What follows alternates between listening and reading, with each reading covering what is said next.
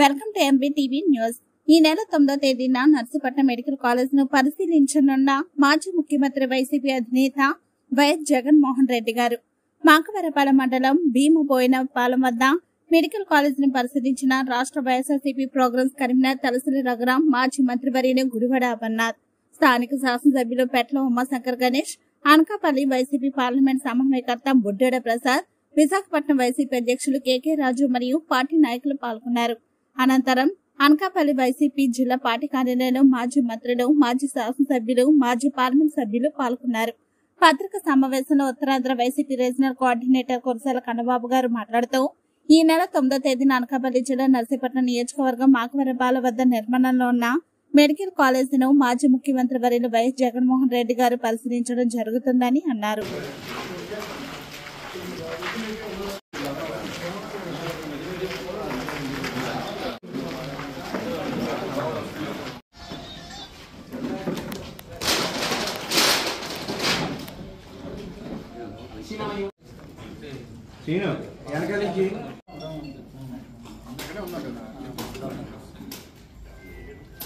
బాబు ఇంటి మండలం తిరుగుతుంది డాక్టరు గిరి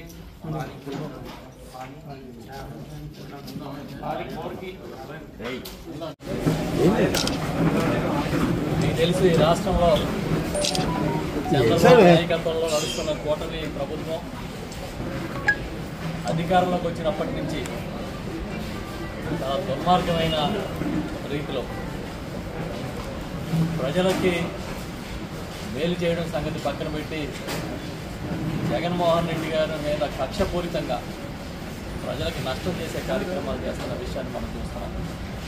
దానిలో భాగంగా ఈ రాష్ట్రంలో, ఈ దేశంలో ఎక్కడా లేని విధంగా ఒకేసారి 17 ప్రభుత్వ మెడికల్ కాలేజీలని నిర్మాణం చేయాలని చేపట్టిన జగన్మోహన్ రెడ్డి గారి నిర్ణయం ఒక చారిత్రాత్మకమని దేశం అంతా కూడా కీర్తిస్తుంటే, ఇవాళ ఆ మెడికల్ కాలేజీ అన్నింటినీ కూడా ప్రైవేటైజ్ చేయాలని చంద్రబాబు నాయుడు గారు నిర్ణయం తీసుకున్నారు.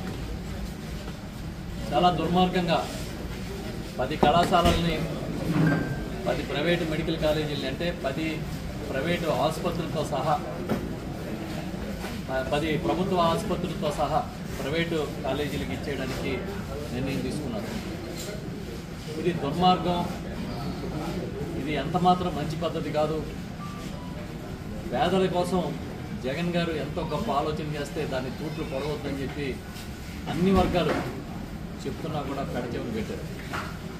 దీనిపై వైఎస్ఆర్ పార్టీ ఇప్పటికే తమ అభిప్రాయం చాలా స్పష్టంగా చెప్పింది.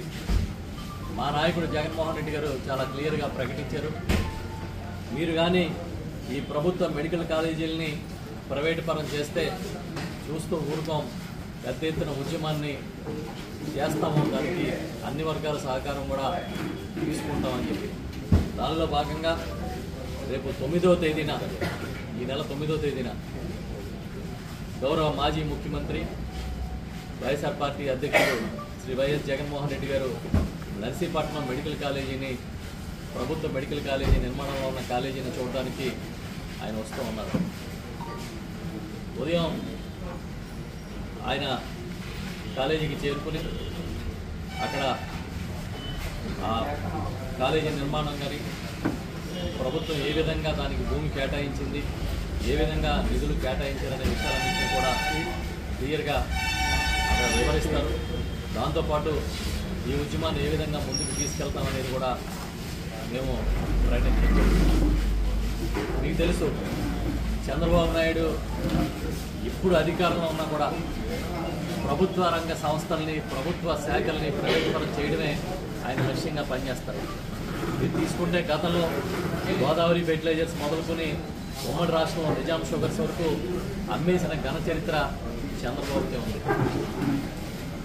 ఈ రోజున ఎంతో వ్యయ ప్రయాసం కోర్చి చాలా దూరదృష్టితో జగన్మోహన్ రెడ్డి గారు ప్రభుత్వ వైద్య రంగాన్ని పటిష్టం చేసి ప్రజల్ని ఇవాళ ఈ ఆరోగ్య రంగంలో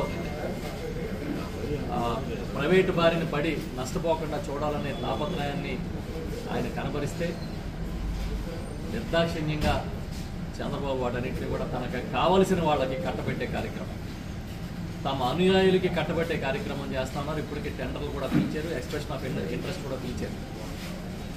దానికి ఈ మధ్యకాలంలోనే మా నాయకుడు జగన్మోహన్ రెడ్డి గారు చాలా స్పష్టంగా ప్రకటన చేశారు, మళ్ళీ మేము అధికారంలోకి వచ్చాక వెనక్కి తీసుకుంటామని కూడా. ఆ స్థాయిలో ఈ ప్రభుత్వ వైద్య రంగాన్ని పటిష్టం చేసే విషయంలో రాజీ పడే ప్రసక్తి లేదనేది కూడా ఆయన ఇప్పటికే చెప్పడం జరిగింది.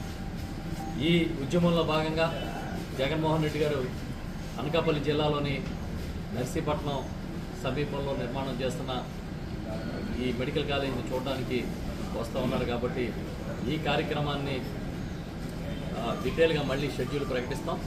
ఇది వస్తూ ఉన్నారనే విషయాన్ని మీ ద్వారా ప్రజలకి తెలియజేస్తూ ఉన్నాం. మేము ఒకటే చెప్తున్నాం, ఒక పక్కన ఆరోగ్యశ్రీని నిర్వీర్యం చేసి, ఎంత దుర్మార్గం అంటే వాళ్ళ 104, 108 కూడా పనిచేయని పరిస్థితికి తీసుకొచ్చి, ఏదో కొత్త స్కీమ్ తీసుకొస్తున్నామని ప్రైవేటు బీమా సంస్థలను తీసుకొచ్చి చాలా ఆసుపత్రులు ఇవాళ మేము ఆరోగ్యశ్రీ సేవలు అందించమని చెప్పి చాలా పబ్లిక్గానే ప్రకటన చేశారు. బహుశా ఈ నెల 9-10 తేదీల నుంచి మేము స్ట్రైక్ పెడతామని కూడా ఆ సంబంధిత అసోసియేషన్స్, హాస్పిటల్ అసోసియేషన్ ప్రకటించాయి. అంటే ఎవరిని పోషిద్దామని, వైద్య రంగంలో ఎవరి కోసం చంద్రబాబు పనిచేస్తామన్నాడని చెప్పి మేము అడుగుతున్నాం సూటిగా.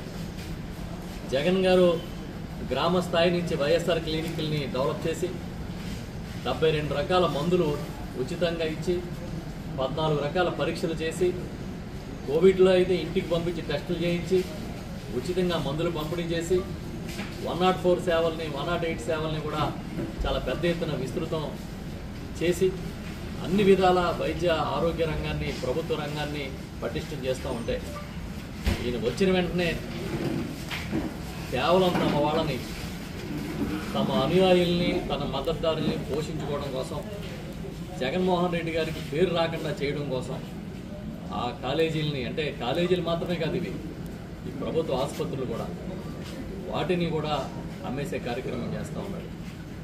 ఇంకా సిగ్గు లేకుండా చెప్తున్నారు, మేము 33 ఏళ్ళు ఇస్తాం, ఇంకో 33 ఏళ్ళు పెంచుతామని. అంటే 66 ఏళ్ల పాటు ఒక ప్రైవేటు సంస్థ ఒక ప్రభుత్వ ఆసుపత్రిని తీసుకుని తమ సొంత జాగీర్లాగా ఉపయోగించుకున్న తర్వాత మళ్ళీ ఎవరైనా వెనక్కి తీసుకోగలుగుతారా? అసలు పాడేరు లాంటి చోట ఒక ప్రభుత్వ వైద్య కళాశాల వస్తుందని చెప్పి, అక్కడ ఒక పెద్ద ఆసుపత్రి వస్తుందని చెప్పి ఎప్పుడన్నా ఎవరన్నా కలగన్నారా?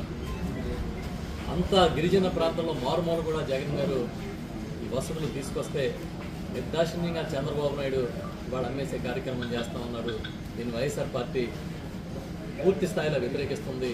మొట్టమొదటిసారిగా ఈ కళాశాలని పరిశీలన కోసం మన జిల్లాకి, అనకాపల్లి జిల్లాకే జగన్మోహన్ రెడ్డి గారు వస్తున్నారు కనుక ఈ కార్యక్రమాన్ని అందరూ కూడా అర్థం చేసుకుని సహకరించాలని చెప్పి మా పార్టీ నాయకులు, కార్యకర్తలతో పాటు అదేవిధంగా అన్ని వర్గాలను కూడా కోరుతూ ఉన్నాం.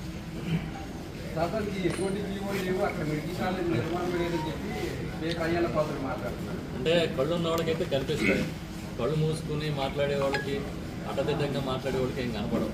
ఒకసారి వస్తే స్పీకర్ గారు కానీ ఇతర నాయకులు కానీ వెళ్ళి చూస్తే ఆ బిల్డింగ్లు ఎందుకు కడతారో తెలుస్తుంది. అంతే తప్పించి అదేమి మల్టీప్లెక్స్ కాదు, లులుకి అవి ఇవ్వలేదు. అక్కడ GO 204 ఇక మా మాజీ మంత్రివర్యులు అమర్నాథ్ గారు చెప్తున్నారు, అడ్మినిస్ట్రేటివ్ శాంక్షన్ GO నెంబర్ 204 అక్కడ medical college, Narsipatnam medical college కోసం అది విడుదల చేశారు. మొట్టమొదట దానికి అనకాపల్లిలోనే స్థలాన్ని కేటాయించి ఇక్కడ నిర్మాణం చేయాలనుకున్నప్పుడు కొన్ని అనివార్య కారణాల వల్ల ఆటంకాలు రావడంతో తిరిగి మళ్ళీ దాన్ని నర్సీపట్నాన్ని మార్చిన విషయం కూడా ఆ రోజు ప్రజా సంబంధ వ్యవహారాలు తెలిసిన ఎవరికైనా సరే తెలుస్తుంది.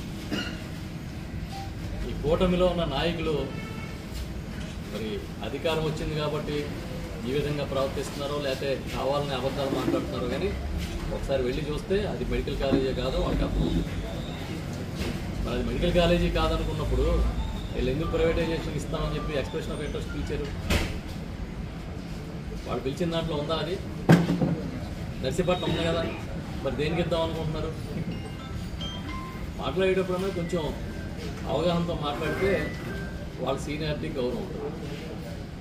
ఇదే కాదు, కేవలం ప్రైవేటు వ్యక్తులను పోషించడం కోసమే మాట్లాడితే ఇప్పుడు డబ్బులు లేవు, డబ్బులు లేకుండా స్టార్ట్ చేశారంటారు చంద్రబాబు నాయుడు. మరి అమరావతిలోనేమో 1,00,000 కోట్లు 2 లక్షల కోట్లు ఖర్చు పెడతానన్నవాడు ఒక 10,000 కోట్లు ప్రభుత్వ వైద్యశాలకు పెట్టలేడా? ప్రభుత్వ మెడికల్ కాలేజీలు పూర్తి చేయడానికి పెట్టలేడా? కేవలం 2024-25 సంవత్సరంలో అడ్మిషన్స్ చూసుకుంటేనే 700 MBBS సీట్లు పోయినాయి అని చెప్పి తేల్చారు. పులివెందుల్లో అయితే మాకు సీట్లు అక్కర్లేదని కేంద్రానికి రాసిన చరిత్ర చంద్రబాబు నాయుడు. అంటే ఎంతమంది వైద్య విద్యార్థుల జీవితాలతో ఆడుకున్నట్టు. వాళ్ళ సామాన్యుడి దగ్గర నుంచి ప్రతి ఒక్కరూ కూడా చీ అంటున్నా కూడా సిగ్గులేదు. ఇదేమి నిర్ణయాలని చెప్పి మాట్లాడుతున్నా కూడా తమ సొంతంగా అనుకూల మీడియా ఉంది కాబట్టి దాంట్లో ప్రచారం చేసుకుంటున్నారు. నాకు తెలిసి ఈ మధ్యకాలంలో చూస్తే చంద్రబాబుని ఎప్పుడూ కీర్తించే కొన్ని మేధావి వర్గాలు కూడా ఇది తప్పు అని చెప్పి ఖండిస్తూ ఉన్నాయి. అయినా సిగ్గులేనట్టుగా సేమ్ మేము అనుకున్నది చేస్తాం, ఒకవేళ ఈ కాలేజీలు పూర్తయి 17 కాలేజీలు వస్తే జగన్ గారి చరిత్రలో నిలబడిపోతారు, పేద ప్రజల్లో గుండెల్లో నిలబడిపోతారని కేవలం జగన్మోహన్ రెడ్డి గారి మీద కక్ష సాధింపు కింద ఈ కాలేజీలన్నీ కూడా అమ్మేసే కార్యక్రమం. దాంతోపాటు రెండో వైపున మన వాళ్ళు బాగుండాలి, మనకు కావాల్సిన వాళ్ళందరికీ కాలేజీలు ఇచ్చేద్దామని కార్యక్రమం. దీనికోసం లాస్ట్ 3-4 మంత్స్ నుంచి ఎవరెవరితో ఎక్కడెక్కడ సమావేశాలు, రహస్య సమావేశాలు జరిగినాయి కూడా మా దగ్గర తెలుసు, మా దగ్గర సమాచారం ఉంది. కాబట్టి చంద్రబాబు నాయుడు గారికి ఇప్పటికైనా ఈ నిర్ణయాన్ని వెనక్కి తీసుకోమని కోరుతున్నాం. జగన్మోహన్ రెడ్డి గారు రేపు 9వ తేదీన నర్సీపట్నం మెడికల్ కాలేజీ మాకవరపాలెం వద్ద నిర్మాణం చేస్తున్న కాలేజీని చూడడానికి వస్తూ ఉన్నారు. దాని డీటెయిల్డ్ షెడ్యూల్ మళ్ళీ ప్రకటిస్తాం. అమర్ గారు మాట్లాడారు. ఉత్తరాంధ్ర రీజనల్ కోఆర్డినేటర్ అయినటువంటి కన్బాబు గారు గౌరవ పార్టీ అధ్యక్షులు వైఎస్ జగన్మోహన్ రెడ్డి గారి తాలూకా పర్యటనకు సంబంధించినటువంటి వివరాలన్నీ కూడా మీ ద్వారా ప్రజలకు తెలియజెప్పేటువంటి కార్యక్రమం చేశారు. ఇప్పటికే గడిచినటువంటి నెల రోజులుగా అంటే సెప్టెంబర్ 10వ తారీఖున కేబినెట్ సమావేశంలో ఎప్పుడైతే ఈ నిర్ణయం తీసుకున్నారో ఆ నిర్ణయం తీసుకున్నటువంటి నాటి నుండి రాష్ట్ర వ్యాప్తంగా పెద్ద ఎత్తున మెడికల్ కాలేజీలకు సంబంధించినటువంటి నిర్ణయాన్ని ప్రైవేట్ పరం చేస్తూ తీసుకున్నటువంటి నిర్ణయాన్ని రాష్ట్రంలో ఉన్నటువంటి అన్ని వర్గాలు కూడా వ్యతిరేకిస్తూ ఉన్నాయి. అయినప్పటికీ ప్రజల తాలూకా ఆకాంక్షలు మాకు పని లేదు, మేము తీసుకున్నటువంటి నిర్ణయానికే మేము కట్టుబడి ఉంటాం, పేదవాడు వైద్య విద్యని అభ్యసించేటువంటి దానికి మా ప్రభుత్వంలో అవకాశం లేదు అనేటువంటి విధంగా ఈరోజు రాష్ట్రంలో ప్రభుత్వం నడుస్తూ ఉంది. మెడికల్ కాలేజీల్లో సీట్ల కోసం వైద్య విద్యని అభ్యసించాలన్నటువంటి ఒక పేద కుటుంబంలో ఉన్నటువంటి ఒక విద్యార్థి ఆశపడితే ఈరోజు దానికి అవకాశాన్ని కల్పించేటువంటి ఒక ఆలోచన ఆ రోజు జగన్మోహన్ రెడ్డి గారు చేశారు. 1923 నుంచి 2019 వరకు ఈ రాష్ట్రంలో కేవలం 11 మెడికల్ కళాశాలలే ప్రభుత్వ పరంగా ఉండేది. అటువంటిది గడిచినటువంటి 5 సంవత్సరాలు 2019-24 మధ్యలో కొత్తగా 17 మెడికల్ కాలేజీల నిర్మాణం చేపట్టాలి. కేంద్ర ప్రభుత్వం నుంచి వచ్చినటువంటి సహకారంతో పాటు మిగిలినటువంటి కాలేజీలు నిర్మాణం చేసేటువంటి దానికి స్వయంగా రాష్ట్ర ప్రభుత్వం బాధ్యత తీసుకొని పూర్తి స్థాయిలో వాటిని నిర్మించి పేదవాడికి అందుబాటులో తీసుకురావాలనేటువంటి ఒక నిర్ణయం ఆ రోజు జగన్మోహన్ రెడ్డి గారు చేయడం, 5 కాలేజీలని మా ప్రభుత్వంలోనే పూర్తి చేయడం, 2 కాలేజీలు 2024 మేము ప్రభుత్వం దిగిపెట్టేటువంటి సమయానికి మరో 2 కాలేజీలు కూడా పూర్తయినాయి. మిగిలినటువంటి 10 కాలేజీలు నిర్మాణంలో ఉన్నాయి. కొన్ని ప్రారంభించడం జరిగింది, కొన్ని సగానికి పూర్తి చేయడం జరిగింది. ఈ ప్రభుత్వం రాగానే మీరెవరూ కూడా పనులు చేయాల్సినటువంటి అవసరం లేదు అనేటువంటి ఒక నిర్ణయాన్ని కాంట్రాక్టులకు ఇవ్వడం, అక్కడికక్కడ కాంట్రాక్టులు పనులు ఆపేయడం కూడా జరిగింది. సో ఇవన్నిటి మీద పెద్ద ఎత్తున చర్చ జరుగుతున్నటువంటి తరుణంలో జగన్మోహన్ రెడ్డి గారు ఇప్పటికే పార్టీ పరంగా అనేక కార్యక్రమాలని రూపొందించి ప్రజల్ని చైతన్యపరిచేటువంటి విధంగా అనేక కార్యక్రమాలు యువజన విభాగంలో కానీ, విద్యార్థి విభాగంలో కానీ, లేదా ఎస్సీ విభాగంలో కానీ, లేదా లాయర్స్ విభాగం కానీ రాష్ట్ర వ్యాప్తంగా అన్ని ప్రాంతాల్లో కూడా ఈ కార్యక్రమాలు చేపట్టాం. దీన్ని మరింత ఉధృతం చేయాలన్నటువంటి ఉద్దేశంతో పార్టీ అధ్యక్షులు వారే స్వయంగా ఒక కాలేజీకి వచ్చి ప్రజలను ఉద్దేశించి వారి తాలూకు అభిప్రాయాన్ని, ఈ ప్రభుత్వం తీసుకున్నటువంటి నిర్ణయాన్ని వ్యతిరేకిస్తూ ఒక కార్యక్రమాన్ని రూపొందించాలన్నటువంటి ఉద్దేశంతో రేపు 9వ తారీఖున అనకాపల్లి జిల్లాలో నర్సీపట్నంలో నిర్మాణం అవుతున్నటువంటి మెడికల్ కాలేజ్ విజిట్కి గౌరవ పార్టీ అధ్యక్షులు వైఎస్ జగన్మోహన్ రెడ్డి గారు రాబోతూ ఉన్నారు. పూర్తిగా అన్ని ప్రైవేట్ పరం. అంటే ఈ ప్రభుత్వం ప్రజాప్రభుత్వమా ప్రైవేట్ ప్రభుత్వం అనేటువంటి విధంగా వారి నిర్ణయాలన్నీ ఉన్నాయి. ఆ రోజు మెడికల్ కాలేజీల్లో ఒక ఎత్తు అయితే పేదవాడికి విద్యని చేరువ చేయాలి, ఇంగ్లీష్ మీడియంని చేరువ చేయాలి, వారికి ఉన్నతమైనటువంటి చదువులు అందించాలనేటువంటి అభిప్రాయంతో ఆ రోజు మా ప్రభుత్వం జగన్మోహన్ రెడ్డి గారు నిర్ణయం తీసుకుంటే, కూటమి ప్రభుత్వం వచ్చిన తర్వాత మళ్ళీ తెలుగు మీడియం. దేనికి తెలుగు మీడియం అంటే ప్రైవేట్ పరంగా నడుస్తున్నటువంటి పాఠశాలలు ఏవైతే ఉన్నాయో వాటికి మేలు చేయడం కోసం, ఏ నారాయణో లేకపోతే చైతన్యమో లేకపోతే ఇంకోటో వారికి మేలు చేయడం కోసం రాష్ట్రంలో ప్రభుత్వ పాఠశాలలో ఇంగ్లీష్ మీడియం అవసరం లేదు, టోఫెల్ ఫౌండేషన్ అవసరం లేదు, వాళ్ళకి ఐబీ సిలబస్ అవసరం లేదు, వాళ్ళకి డిజిటల్ విద్యను అందించాల్సినటువంటి అవసరం లేదనేటువంటి నాడు నేడు స్కీమ్ అవసరం లేదు. వారికి ఒక పక్క పోర్టులన్నీ కూడా మేము ఆ రోజు నిర్మాణం చేపడితే ఆ పోర్టులను కూడా ప్రైవేటైజ్ చేయడం కోసం ఒక నిర్ణయం. ఈరోజు ప్రైవేట్గా రోడ్లు, రాష్ట్రంలో ఉన్నటువంటి ప్రభుత్వ రోడ్లు ఏవైతే ఉన్నాయో రోడ్లు కూడా ప్రైవేట్ వారికి అప్పచెప్పేద్దాం, వాళ్ళే టోల్ గేట్లు పెట్టుకొని వాళ్ళే డబ్బులు కలెక్ట్ చేసుకొని వాళ్ళే మెయింటైన్ చేసుకుంటారు. రోడ్లు కూడా ప్రైవేట్ పరం చేయడం, ఈరోజు మెడికల్ కాలేజీలు ప్రైవేట్ పరం చేయడం, ప్రభుత్వానికి సంబంధించినటువంటి భూములు లూలు లాంటి ప్రైవేట్ సంస్థలకి వాటిని కూడా అందించి వాటిని కూడా ప్రైవేట్ పరం చేయడం. అంటే ఇది ప్రజల కోసం నడుస్తున్నటువంటి ప్రభుత్వమా లేదా ప్రైవేట్ వాళ్ళ కోసం నడుస్తున్నటువంటి ప్రభుత్వం అనేటువంటిది ఈ రాష్ట్రంలో ఉన్నటువంటి ప్రభుత్వం సమాధానం చెప్పాలి. సో డెఫినెట్గా ఇలాగ అనేక సమస్యలు ఉన్నాయి. అంటే ఈరోజు రాష్ట్రంలో విద్య ప్రైవేట్ పరం, వైద్యం ప్రైవేట్ పరం, ఇన్ఫ్రాస్ట్రక్చర్ ప్రైవేట్ పరం, పోర్టులు ప్రైవేట్ పరం. చివరికి చంద్రబాబు నాయుడు గారు కూడా ఆయన కూడా టోటల్గా క్యాపిటలిస్ట్ మెంటాలిటీతో ఆయన చేస్తున్నటువంటి విధానాలు, తీసుకున్నటువంటి నిర్ణయాలు 2 లక్షల కోట్ల రూపాయలు, ఇందాక పెద్దలు చెప్పినట్టు 2 లక్షల కోట్ల రూపాయలు అమరావతి మీద పెట్టేటువంటి ఆలోచన మీకు ఉన్నప్పుడు ఒక 5,000 కోట్ల రూపాయలు రాష్ట్రంలో 10 మెడికల్ కాలేజీల మీద పెడితే రాష్ట్రంలో వేల మంది వైద్య విద్యను అభ్యసించేటువంటి దానికి అవకాశం వస్తే ఏ ఫిలిప్పీన్సో లేకపోతే జార్జియావో లేకపోతే చైనావో యుక్రెయినో ఇటువంటి దేశాలు వెళ్ళి కుటుంబాలను వదిలేసి ఏ రోజు ప్రపంచవ్యాప్తంగా పరిస్థితులు ఏ రకంగా ఉంటాయో తెలియనటువంటి పరిస్థితుల్లో ఈరోజు ఆ విద్యార్థులు ఉండేటువంటి పరిస్థితికి ఈరోజు రాష్ట్రంలో ఉన్నాయి. సో డెఫినెట్గా వీటి మీద వైఎస్ఆర్ కాంగ్రెస్ పార్టీ పెద్దలు జగన్మోహన్ రెడ్డి గారి నేతృత్వంలో పెద్ద ఎత్తున పోరాటం చేయాలనేటువంటి నిర్ణయం తీసుకున్నాం. అందులో భాగంగానే ఈరోజు జగన్మోహన్ రెడ్డి గారు కూడా నర్సీపట్నం రావాలని చెప్పి నిర్ణయం తీసుకున్నారు. అందుకే పెద్దలందరూ కూడా కలిసి కూర్చొని ఆ కార్యాచరణ కూడా సార్ట్అవుట్ చేస్తూ ఉన్నాం. త్వరలోనే మినిట్ టు మినిట్ ప్రోగ్రామ్ కూడా ఆయన ఎలా వస్తారు, ఎలా అటెండ్ అవుతారు, ఎక్కడ ఎప్పుడు ప్రసంగిస్తారు, ఇవన్నీ కూడా త్వరలోనే ప్రకటిస్తాం.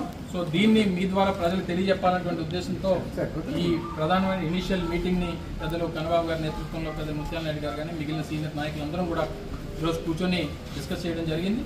సో డెఫినెట్గా దీన్ని జయప్రదం చేయాల్సిందిగా, ఈ కార్యక్రమానికి సపోర్ట్ చేయాల్సిందిగా పార్టీ నాయకులు కార్యకర్తలే కాదు సామాన్యులు కూడా దీని మీద పెద్ద ఎత్తున వ్యతిరేకిస్తూ ఉన్నారు. కాబట్టి డెఫినెట్గా వారి తాలూకు సహకారం కూడా అందించాలని చెప్పి మీ ద్వారా కోరుతా ఉన్నాను.